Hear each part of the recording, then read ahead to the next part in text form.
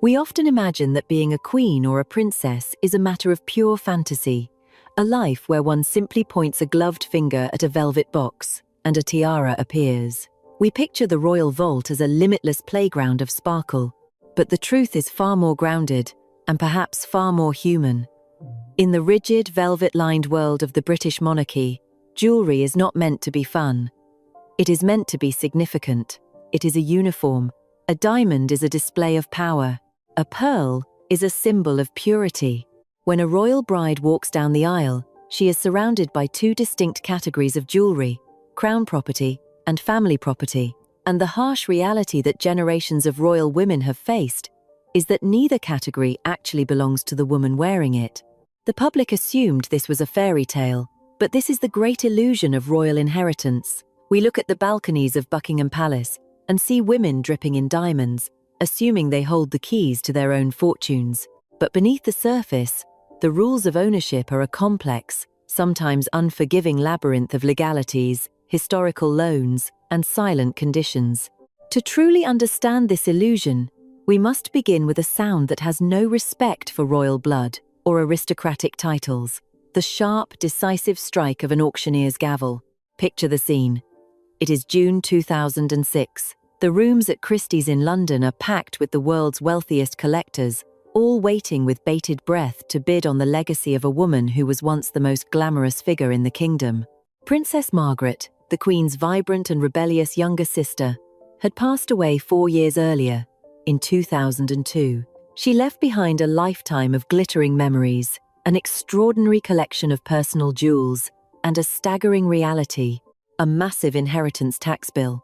Unlike the sovereign, whose possessions pass from monarch to monarch free of inheritance tax to protect the financial stability of the crown, Margaret's personal estate was subject to the standard 40% levy. The British tax system made no exceptions for the sister of the Queen. Her children, Lord Snowdon and Lady Sarah Chatto, were faced with a crushing choice. To pay the millions owed in death duties, they were forced to sell her most prized treasures at Christie's. As the gavel fell again and again over those 2 days, the illusion of absolute royal ownership was shattered for the world to see. Masterpieces of Victorian and Art Deco craftsmanship, gifts from kings and queens, and deeply personal tokens of affection were sold to anonymous buyers. The public watched in quiet disbelief as the sparkling armor of a princess was dismantled and scattered across the globe. It was a harsh reminder that while a diamond is forever, a royal's possession of it is not. This auction brought to light the invisible fault line running beneath every royal jewelry story, the grey zone between what belongs to the institution and what belongs to the individual. When a monarch gives a piece of jewelry as a wedding gift, does it belong to the bride forever, or is it merely a lifetime loan? The answer, deliberately kept vague by palace protocols, often shifts depending on who is asking and who is wearing the stones. The distinction between a loan and a purchase defines possession. You borrow a crown, you own a watch, and you cannot inherit a tiara that your mother-in-law merely rented for a few hours.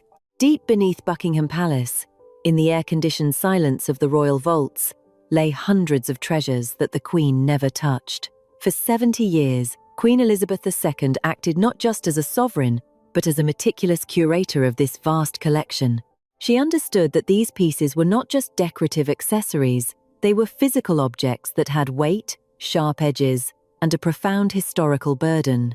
She possessed creations that were masterpieces of engineering, but some were left in the dark because they were simply too uncomfortable, or perhaps too heavy with the memories of those who wore them before. The royal collection is not a museum of the past. It is a storehouse for the future. It is a place of immense, quiet endurance. There are jewels in this collection that possess a terrifying patience, lying in the dark for 60, 70, or 80 years, waiting for the world to turn until the moment is exactly right. They wait for a new generation of women to step forward, women who must navigate the treacherous waters of public expectation while carrying the weight of history on their shoulders. Welcome to the hidden world of royal jewels. In this series, we will open the sealed boxes and explore the silent vault. We will look beyond the glamour to uncover the truth about the pieces the modern Princess of Wales is legally forbidden to touch, the historical masterpieces lost forever to the auction block, and the intensely personal heirlooms that have been carefully brought back to life. Because in the royal family, a piece of jewelry is never just a beautiful object. It is a diplomatic tool, a shield against scrutiny, and sometimes the only thing that remains when the illusion of ownership finally fades away. To understand the fragile nature of royal ownership, we must look at the star of that 2006 Christie's auction. It was a piece that did not just make the front pages, it defined an entire era of royal history. It was the Poltimore tiara. And to understand why this specific diadem mattered so much, you need to understand the woman who wore it and the extraordinary lengths she went to in order to claim it as her own. In the rigid hierarchy of the British royal family, there is the heir and there is the spare.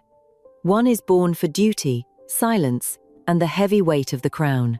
The other is left to navigate a life of immense privilege but with far less purpose, often finding their voice in glamour and rebellion. Princess Margaret was the ultimate spare. While her sister, Queen Elizabeth II, lived a life of contained dignity, Margaret was the wild Windsor, dazzlingly chic, fiercely independent, and constantly pushing the boundaries of what a princess could be. Nowhere was this independence more visible than in her. She could have borrowed dozens of historical tiaras from the royal vault for her public appearances or her impending wedding. Instead, she did something entirely unexpected. In January 1959, Margaret purchased a tiara herself at a public auction for £5,500. That act alone was a profound statement. By using her own funds to buy the Poltimore tiara, Margaret bypassed the traditional system of royal loans and family favours. She was not borrowing light from the sovereign, she was buying her own. It was the ultimate declaration of independence from a woman who desperately wanted to control her own narrative. The Poltimore was a masterwork of Victorian craftsmanship, originally created by Garrard around 1870. It was a graduated line of cushion-shaped and old-cut diamond clusters, alternating with diamond-set scroll motifs, mounted in silver and gold. But its true brilliance lay in its architecture. A brown silk ribbon was laced inside the framework so that only the diamonds sat above the hairline, giving the tiara an extraordinary sense of height. For the petite princess, the tall, closed-circuit design added crucial inches to her frame, giving her a towering, majestic presence. Furthermore, it was ingeniously convertible. With a small screwdriver, the diamonds could be unlatched and reconfigured as a fringe necklace or 11 individual brooches. On the 6th of May 1960, Margaret wore the full tiara to Westminster Abbey for the first royal wedding ever broadcast on television. Millions watched as she arrived, the Poltimore soaring above her immaculate gown, anchoring a cathedral-length veil. She looked, quite simply, like a woman who had chosen her own crown. From that day forward, the Poltimore became Margaret's undeniable signature. But it was in the early 1960s that the tiara achieved legendary status. In a moment of striking intimacy, her husband photographed her wearing the tiara and nothing else while smiling from a bathtub. It was an image so perfectly balanced between royal grandeur and modern rebellion that it became the defining photograph of her life. It was a visual confirmation of her rule-breaking spirit. The Poltimore was no longer just a piece of jewelry. It was a symbol of a princess who lived on her own terms. Yet, this magnificent symbol of independence was ultimately undone by the cold realities of the establishment. The illusion that Margaret had secured her legacy through purchase was shattered by the taxman. When the gavel fell at Christie's in 2006, the Poltimore was estimated to sell for up to £200,000. Instead, driven by the sheer historical weight of the woman who owned it, the tiara sold for a staggering £926,400 to an anonymous private buyer. In a matter of minutes, the ultimate symbol of Margaret's independence was boxed up and handed over to a stranger. The Poltimore tiara has not been seen in public since. The diamonds that once anchored a royal wedding and sparked a cultural moment in a bathtub have vanished into a private vault, unseen and unworn. It is a haunting reminder that in the world of royalty, even the most defiant acts of ownership can be dismantled by the quiet, relentless machinery of the state. Margaret bought her crown to ensure her independence, but the rules of inheritance turned her greatest treasure into a nameless ghost of the auction block. In the delicate, carefully curated language of royal jewelry, a pearl usually whispers, It speaks of modesty, of innocence, and of a bride on her wedding day. It is the favored gem of the debutante and the grandmother, meant to soften a silhouette and project quiet duty. But in the hands of Diana, Princess of Wales, a pearl could scream. While Princess Margaret lost her ultimate symbol of independence to the auction block, Diana discovered a different way to navigate the illusion of royal ownership. She realized that if she could not fully own the historical stones of the Windsor vault, she could entirely change their DNA. She could take the most conservative, dusty relics of the establishment and transform them into glittering armor. And nowhere is this alchemy more evident than in the story of the most dangerous necklace ever made, a piece of jewelry that did not just sparkle, but took revenge. The origin of this magnificent piece was surprisingly humble. When Lady Diana Spencer joined the royal family in 1981, the Queen Mother, the ultimate matriarch of tradition, presented her with a wedding gift. It was a large oval sapphire surrounded by a double row of diamonds. The stone itself was beautiful, but the setting was undeniably old-fashioned.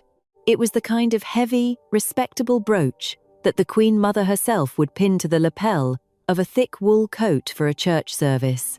It was static, safe, and frankly, a bit boring for a 20-year-old girl. Diana famously hated wearing brooches, finding them stuffy and conservative. Yet, ever the polite daughter-in-law, she wore the sapphire as a brooch a few times in the early years of her marriage.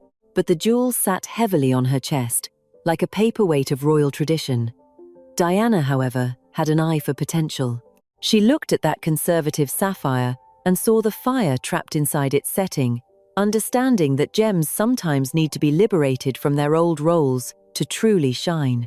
Sometime in the mid-1980s, Diana engaged in a quiet but profound act of defiance. She took the Queen Mother's brooch to a jeweler and asked for a resurrection.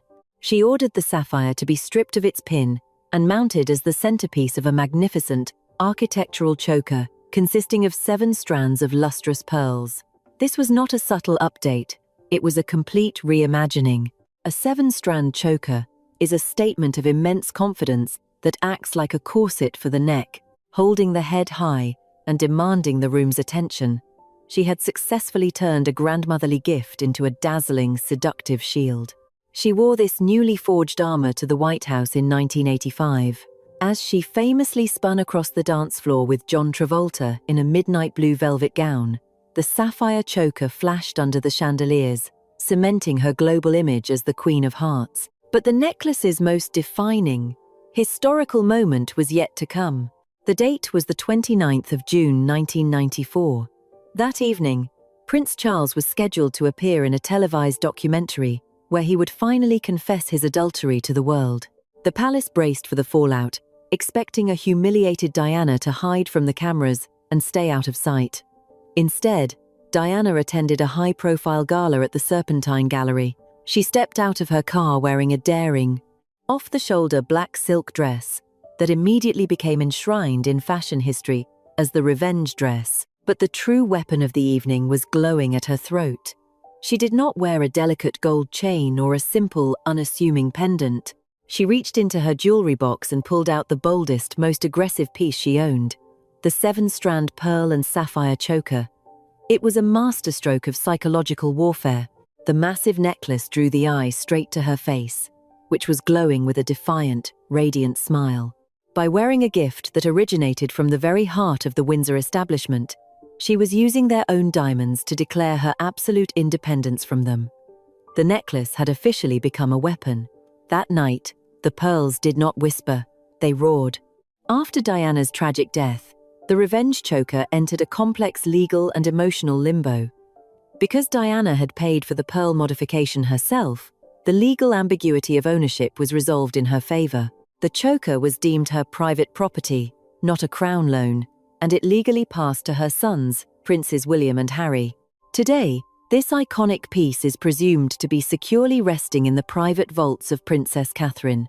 Yet, the current Princess of Wales flatly refuses to wear it. The reason is entirely deliberate. How could a woman dedicated to the stability of the modern monarchy wear a necklace universally recognized as a symbol of war against it? She simply cannot. The piece is too loud, too controversial, and too heavily soaked in the bitterness of the 1990s divorce. To wear it now would be to dig up the darkest chapter of her father-in-law's life. And so, the revenge choker sits in the silent vault. Its pearls have not been restrung, its clasp has not been opened, and it remains frozen in time.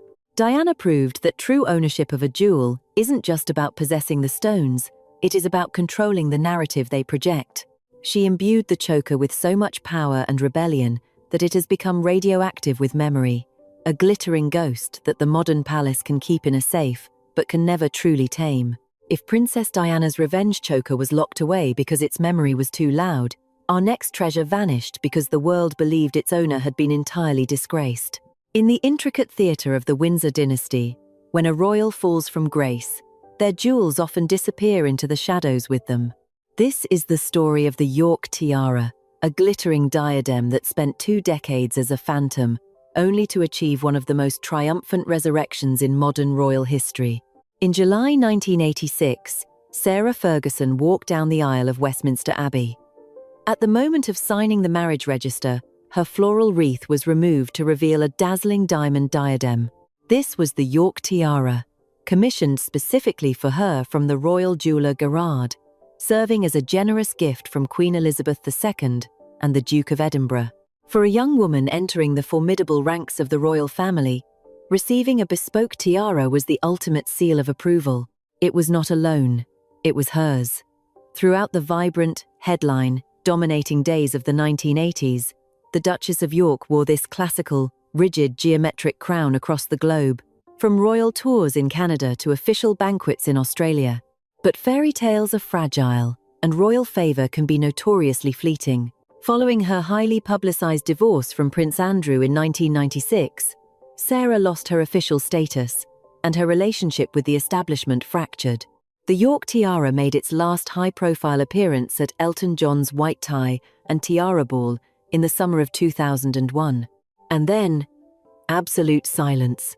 For more than 20 years, the defining jewel of the Duchess of York disappeared from public view.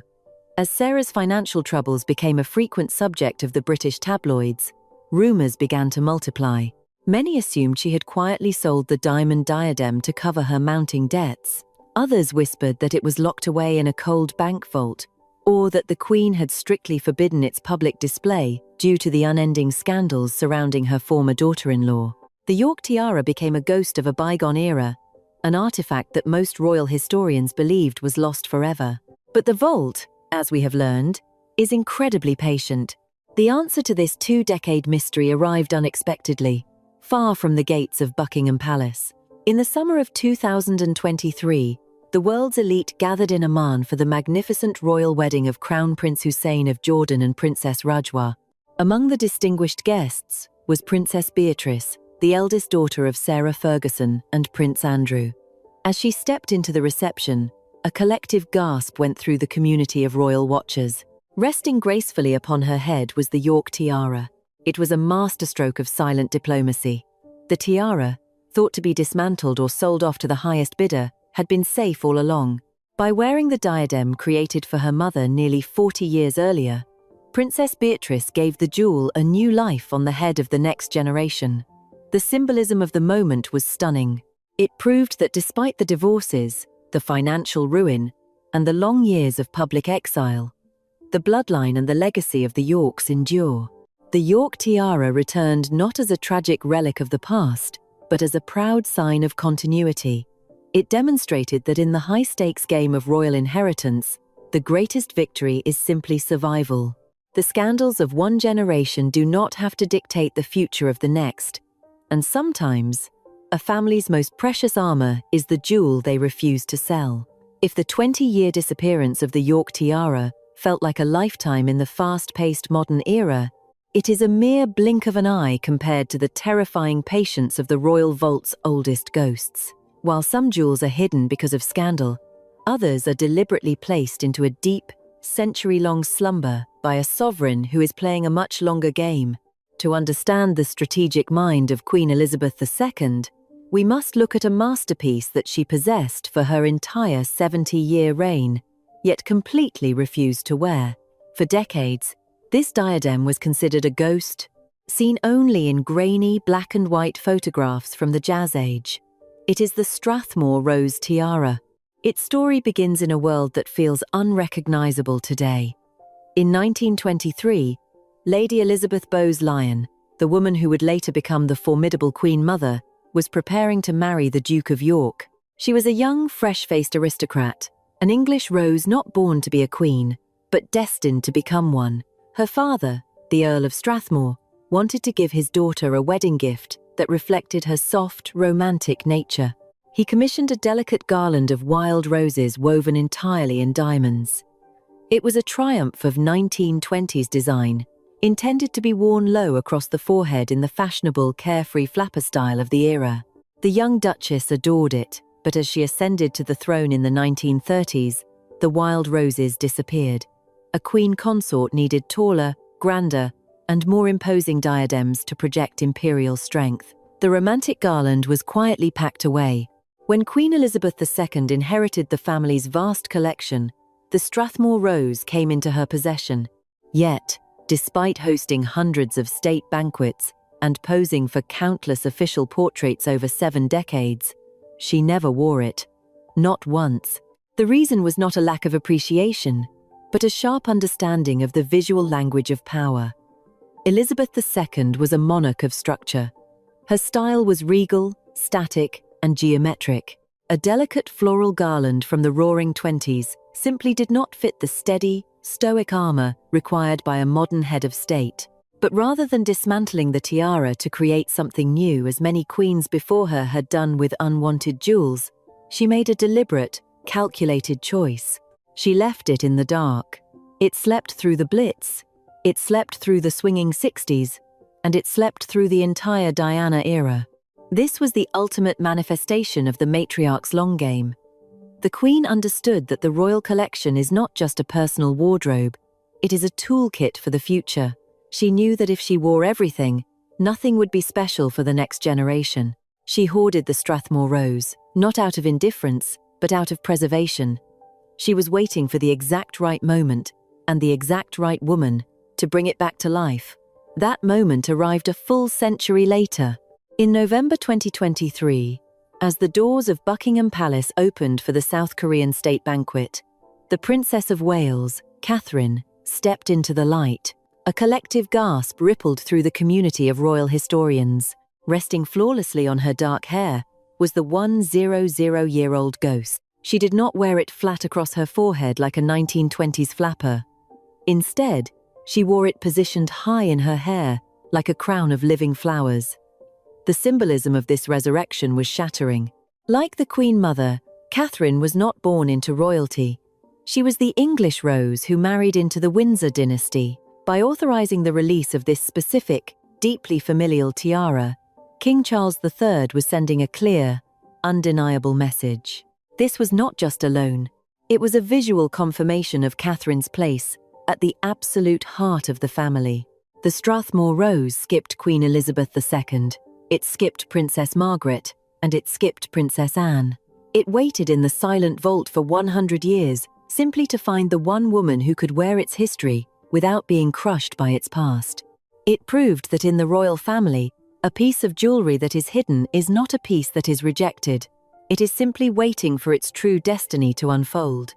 As we reach the end of our journey through the silent vault, we must return to where we began. The crushing reality of the auction block. When Princess Margaret's estate was scattered to the wind over 2 days in 2006, the world mourned the loss of her glittering legacy. The towering Poltimore tiara, the magnificent 5-row Art Deco pearls of her youth, the priceless gifts from kings and queens, they all vanished into the hands of anonymous buyers. The illusion of ownership had taken its toll. It proved that millions of pounds of diamonds could be repossessed by the taxman or swallowed by the grey zone of the royal institution. But what survives when the grandest treasures are stripped away? What remains when the auctioneer's gavel finally falls silent? The answer lies not in the heaviest crown, but in the quietest, most unassuming box. Among the hundreds of items catalogued by Christie's, one piece was conspicuously absent. It was Princess Margaret's engagement ring. It was not a massive, ostentatious sapphire or a heavy, historical emerald. It was a piece of deeply personal artistry. Her husband, Anthony Armstrong Jones, had designed it himself. A vibrant ruby surrounded by a halo of brilliant cut diamonds, carefully arranged in the shape of a rosebud. It was a tender, permanent tribute to Margaret's middle name, Rose. This ring was not sold to pay inheritance taxes. It was not reclaimed by the crown. It was held back from the glare of the auction, quietly kept safe by her son, David, the second Earl of Snowdon. For years, royal historians wondered where the ruby had gone, fearing it had been permanently lost to the shadows. Then came the dawn of a new Carolean era. In the spring of 2023, David gifted the rosebud ring to his daughter, Lady Margarita Armstrong Jones, for her 21st birthday. Margarita, the granddaughter who was born just 3 months after Princess Margaret passed away, finally brought the ruby back into the light. On May 6, 2023, the young Lady Margarita walked into Westminster Abbey for the coronation of King Charles III. Gleaming quietly on her finger was her grandmother's ruby ring. The timing was enough to give any royal historian chills.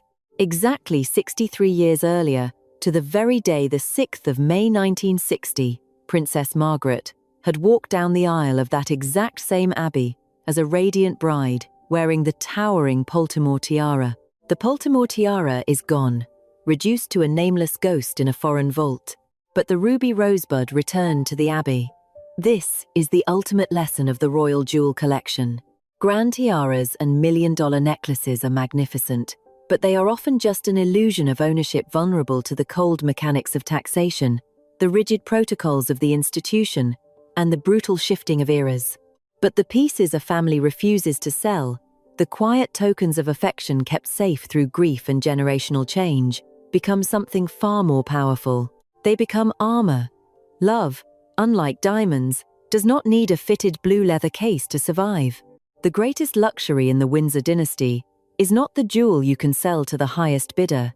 It is the modest, sentimental treasure you choose to keep, passing it down as a shield against the passage of time. Now, I want to hear from you. Which of these royal jewels captured your imagination the most? Was it the rebellious weapon of Diana's revenge choker, the patient, 100-year return of the Strathmore Rose, or the quiet triumph of Princess Margaret's ruby ring? Let me know your thoughts in the comments below. I read every single one. If you enjoyed opening the silent vault with me today, please leave a like and subscribe to the channel. We will continue to explore the hidden histories, the shattered illusions, and the quiet resurrections of the world's most fascinating royal treasures. Until next time, remember, the vault is never truly closed.